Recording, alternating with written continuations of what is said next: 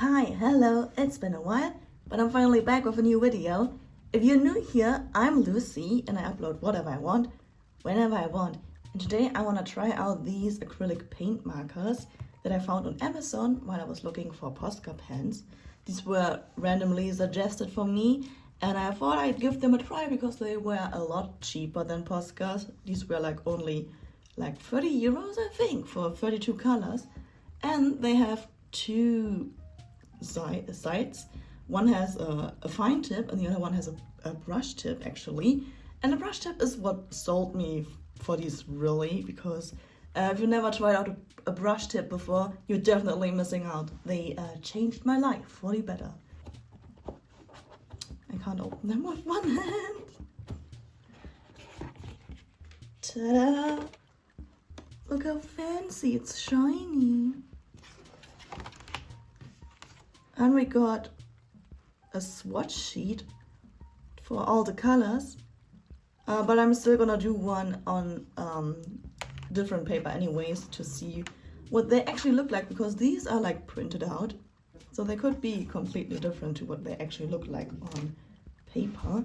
And we got this, it's like a little thing, you know, and they are not in rainbow order, which is only slightly annoying. I guess I'll definitely have to change that. And there's another row, so yeah, we'll definitely have to rearrange them so they have a nice rainbow order. I'm gonna swatch them and I'm gonna rearrange them and then I'm gonna be right back. Okay, so I finished swatching and I already ran into one small little problem. Let's take this pen for example. Based on the color of this little cap thing, I would have put it in the red orange section. This is A5. This is what A5 looks on the swatch card they provided, and yeah. This is what A5 looks on my swatch card that I made out of sketchbook paper. So it's very, very different.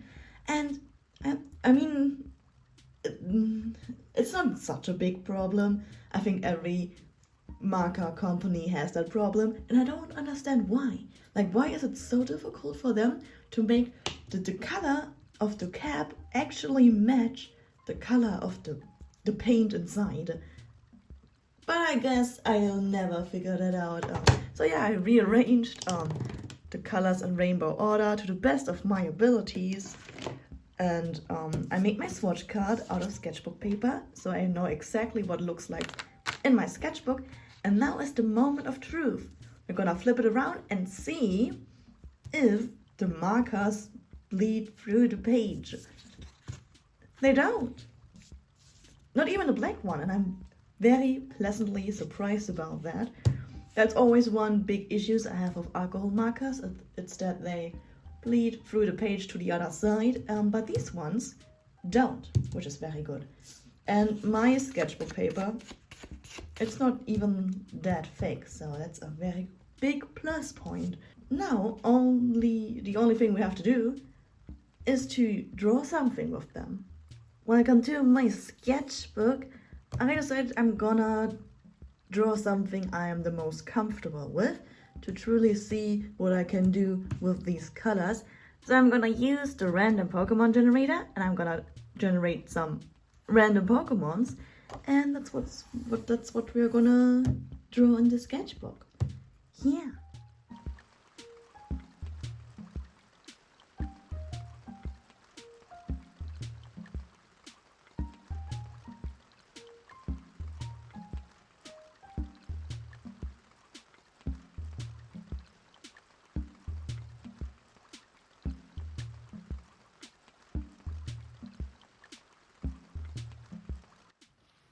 Okay, so I just broke my little tripod for my camera, my phone camera, so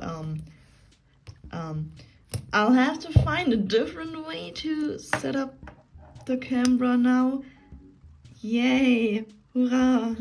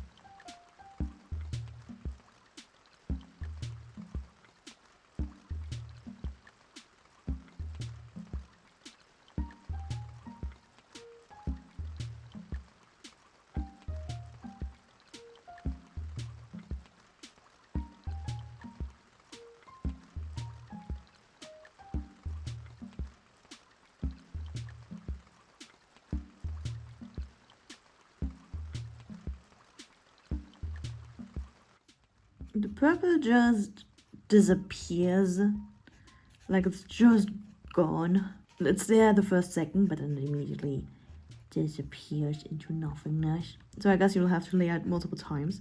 Also, I regret using the purple on smaller. I wish I used the blue like I did on a C dot. Well, too late now. Because the purple on the green looks very dirty. I thought it would look more, you know, more purpley and less brown and dirty. Oh well. I guess you learn from your mistakes. Or maybe I just have to trust the process. Or maybe I'll just go over the purple with the blue. We're gonna see what it looks like once it's dry.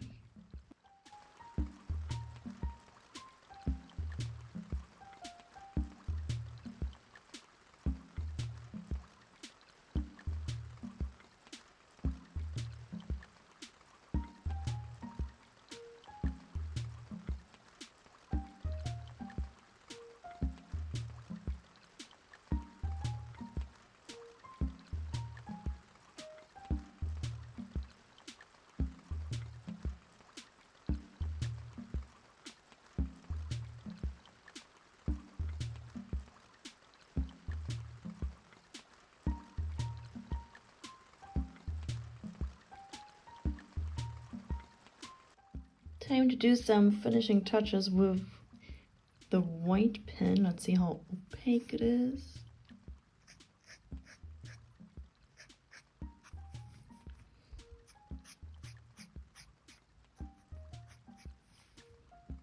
Oh, you can't even see.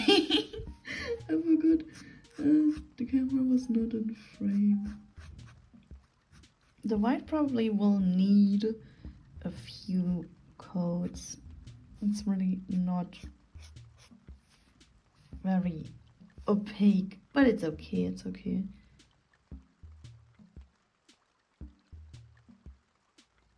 I really wish I didn't break my tripod, because holding the camera like this is super uncomfortable and I can't really see much, I'm gonna be honest. So if anything is not quite in frame, I apologize. I'm really trying my best. And this white is super not opaque.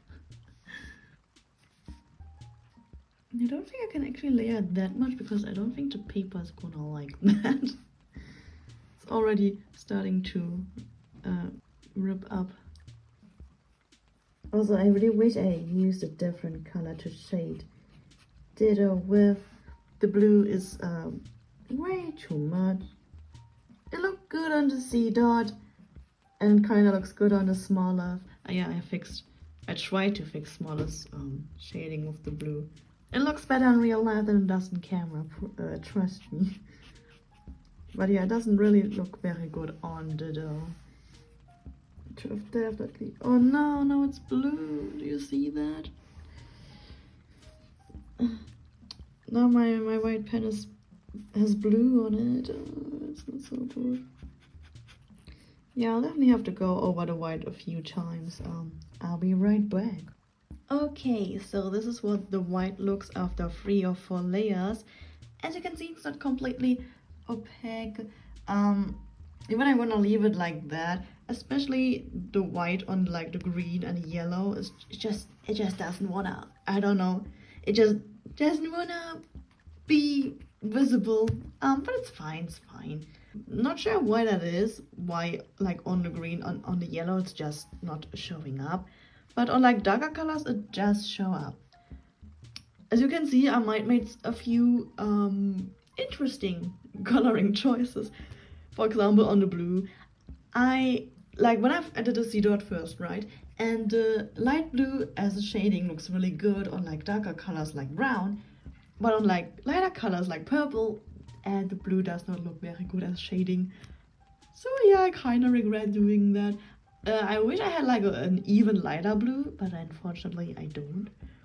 And I tried to fix the small of by putting blue over the purple. It's very unfortunate that the purple didn't work and just turned brown. But it's okay, it's okay.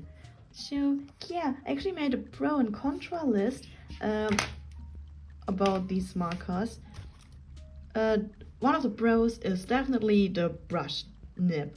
Not a lot of markers have these. I don't think Posca has them. So, and they're a huge game changer.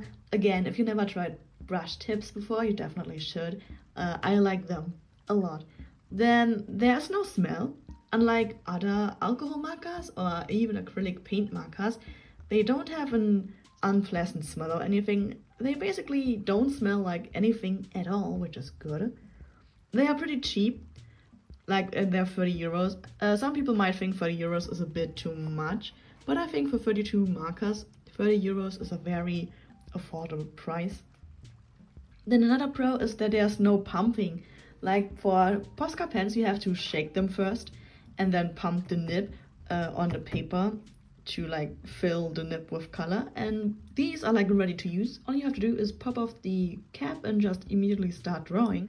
And the last pro I have is there is no bleeding through.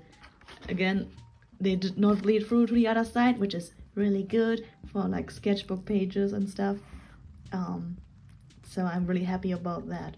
I also have a few cons though. The first one is that I only have saturated colors. If you look at my coloring swatching sheet, there's no like neutral colors, especially in the yellow department. It's either like almost neon yellow or more orange brown yellow. No desaturated ones.